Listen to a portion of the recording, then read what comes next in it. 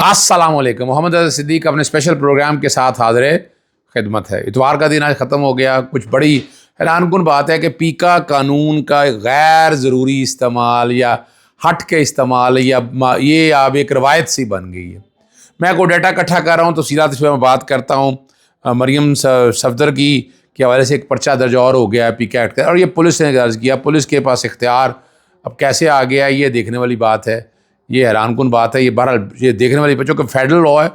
Federal law में अगर इख्तियार दिया हुआ है, डेलीगेट किया हुआ है, ये देखने वाली बात है। अब तो चूँकि पीका में तरमीम हो चुकी हैं, अथॉरिटी अलहदा बनानी है, अभी बनी नहीं है, लेकिन चले पहले इसी पे गुफ्तगू कर लेते हैं। और अफजल मजोका के हवाले से जो ब्लास्फेमी वाला मामला चल रहा है, वो मामला बड़ा सीरियस हद तक चला गया। उसमें एक जज साहब का नाम भी आ रहा है, बाकी चीज़ें भी आती हैं, उस पर गुफ्तगू कर लेते। पहले तो ये बात बड़ी बात इस तरफ है कि फेसबुक पर मरियम तनकीद करने पर ज़िला भक्कर के एक डॉक्टर हैं, उनके वालिद साहब वकील हैं उनके, और ये क्या लिखा सिर्फ यही कि मरियम सफदर के ऊपर कोई गुफ्तो शरीद कर रहे थे, तो इसलिए ये अब तौहीन मरियम के ऊपर मुकदमा एक और दर्ज हो गया। इससे पहले भी पर्चे दर्ज होते रहे हैं, एक नॉर्मल सी रूटीन है, लेकिन यहाँ जिस तरीके से ये मामला चल रहे हैं ये ज़रा समझने वाली बात है। और ये मैं नहीं समझता कि पुलिस मुकदमा दर्ज कर सकती है, लेकिन पुलिस मुकदमे दर्ज कर रही है। इस वाले मामले को वहाँ डॉक्टर साहब को चाहिए कि जहाँ ज़मानत कराने के बाद फ़ौरन बाद जो है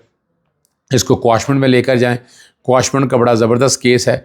डाटा मैं पहले मंगवा चुका हूँ, मैंने पहले बताया था आपको। FIA से मैं डाटा पूछा है कितने पीका के तहत मुकदमे दर्ज किए हैं, यानी वो नैब या एंटी करप्शन नहीं कर सका जो पीका करता फिर रहा है यहाँ पर।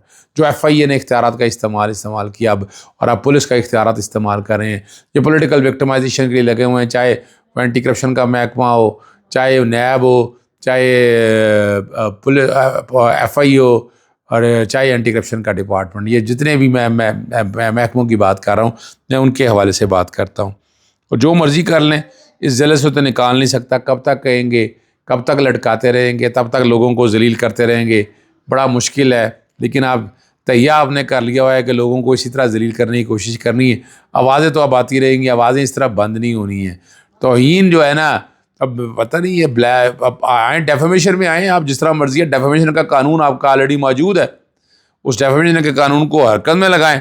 और बहुत सी बातें हैं, ग्रीन लेन के हवाले से बातें आप सुनते रहें या बताएं, नहीं सुनी आपने बातें। फिर हॉर्स एंड कैटल शो के हवाले से बात कर रहा हूँ मैं, अभी तक डाटा नहीं आया, या तो डाटा सामने आए फिर सामने हो। बहुत सी बातें ऐसी हैं, बहुत से टेंडर या प्रोजेक्ट जितने भी किए हैं उनमें ट्रांसपेरेंसी कहाँ है, टेंडरिंग का प्रोसेस कहाँ है, कोई पूछने वाला ही नहीं है। किसी को अंदाज़ा ही नहीं है कि क्या हालात और असल वाक़यात क्या हैं। यानी ये जो चीज़ें हैं ना, ये इसको अगर आप मंतकी अंजाम की तरफ ले जाएं तो फिर समझ में आ जाएगी। अपना कई चीज़ें तो आपने सुन रही हैं सारी। मरियम ने वो ग्रीन लेन के हवाले से तो मैं बात कर चुका हूँ। तैयब गिरद के नाम का पुल बनाओ, वो बारिश में टूट गया। ये बात हो रही है वफाकी हुकूमत के कॉन्टेक्स्ट में। स्टेडियम बारिश की नज़र, ठीक है ना जी।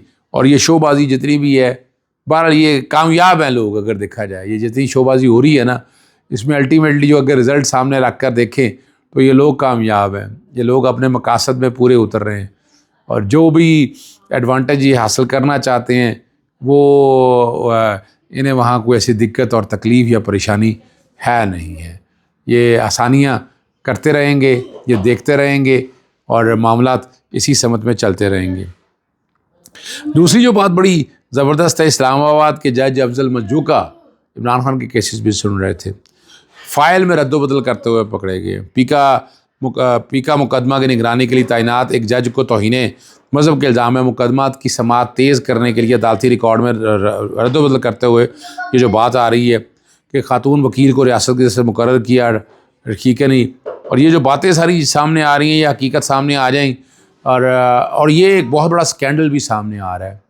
ये जो ब्लास्फेमी के झूठे पर्चे दर्ज करने के हवाले से ना, इसमें यानी जो बातें चल रही हैं, जो हाईकोर्ट के जज के इस्तीफ़ा दिया है उनका नाम भी पता नहीं इनडायरेक्टली सारी बातों के अंदर आ रहा है कि क्या हो गया।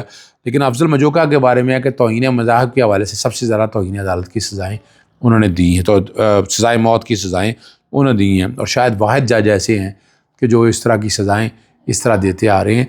ये बात मेरे तक नहीं, जो बात सामने आई है वो मैंने आपके सामने रखी है।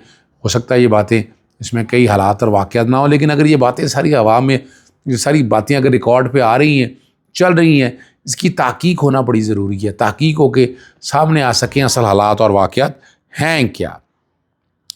पीटीआई के जो बहुत से अरकान हैं वो अब ये सोचना पड़ेगा कि वो अपने ही लोगों को जब शिकार बना लेते हैं, अपने ही लोगों के ऊपर तनकीद शुरू कर देते हैं। अलीमीन गंडा के ऊपर बिला वजह तनकीद है कैसी हो रही है, वो तनकीद रोकने की ज़रूरत है। जब इमरान खान ने कहा कि उन्हें एतमाद है तो फिर सबको एतमाद होना चाहिए, यानी और इस तरह के हालात जो जोड़ तोड़ का एक प्रोसेस है, डिवाइड एंड रूल, हमें उससे बचना चाहिए।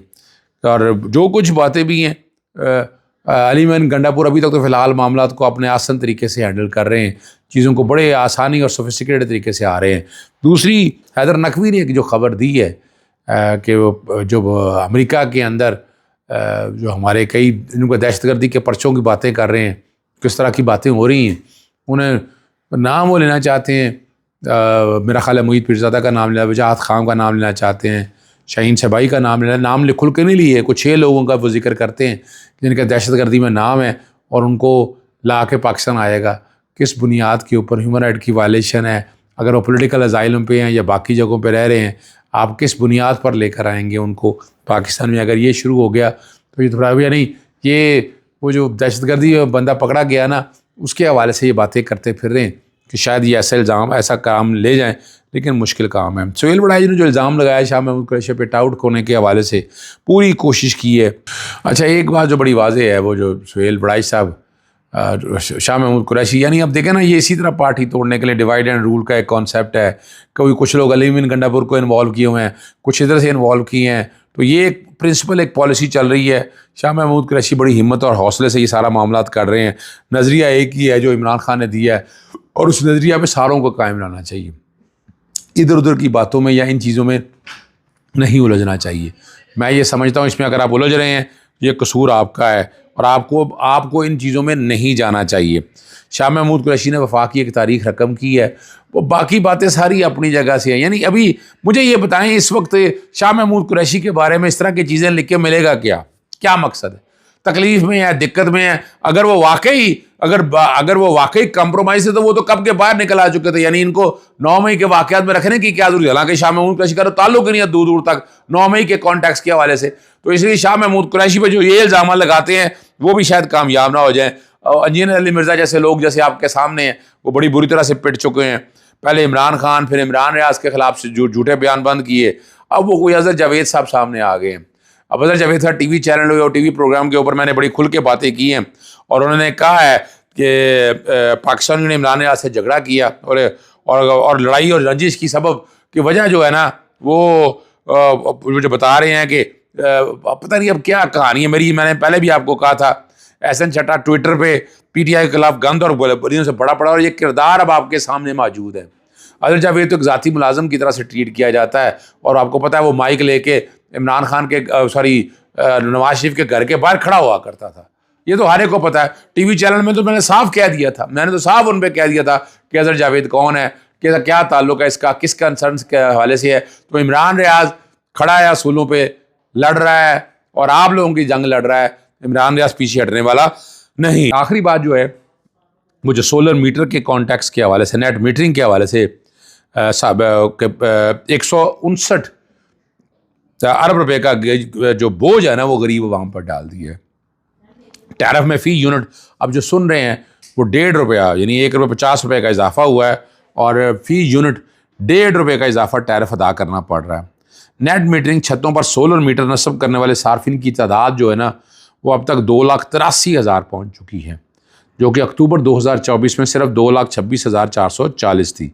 और इसका मतलब ये है कि सिर्फ 4 माह में 800 मेगावाट मज़ीद सोलर पैनल सिस्टम में शामिल हो चुके हैं, और सार्फिन पर मज़ीद बोझ पड़ेगा। ये याद रखिएगा, जो सिर्फ ग्रिड बिजली पर इन्हिसार कर रहे हैं।